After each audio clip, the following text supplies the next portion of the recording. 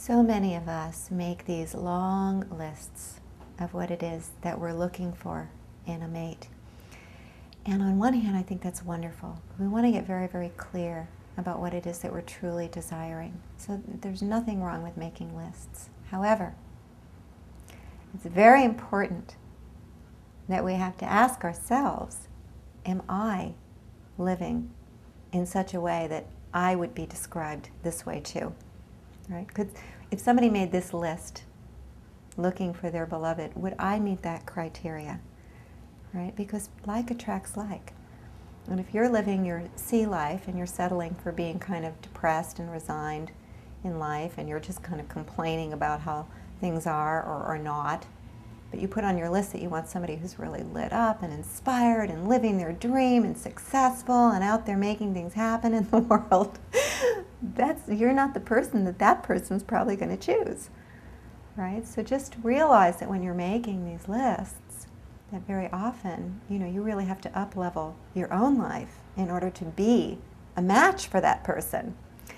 The other thing about the list is that very often we get attached to a picture of what that person's going to be like, and we warn against that all the time, because your beloved may not look the way that you think he or she is going to look. That person might not come in this perfect package of what they do for a living or what they look like. Now, a lot of times people get discouraged when I say that. I go, oh, but I really need somebody who's like tall, dark, and handsome, or I really need somebody who's got blue eyes because I really love blue eyes, or whatever that is. But what I say to them is, look, what you're really talking about is you want to feel like this magnetic attraction. You want chemistry. You want to be completely engaged. You want to be inspired by this person. You want to be on the edge of your seat when they're telling you what they feel inside, like you really, truly care. You want to be intellectually stimulated. You want to be creatively sparked.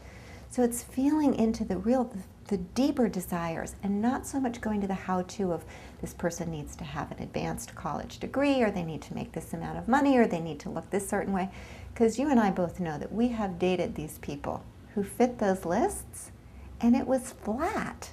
It wasn't happening. So it's not really the lists per se, it's what's intangible. It's the feeling, it's the connection. That's what we're really going for. So write a list, but write the right list. Write the list that has those things on it, and then start to be that yourself in how you're showing up everywhere in your life.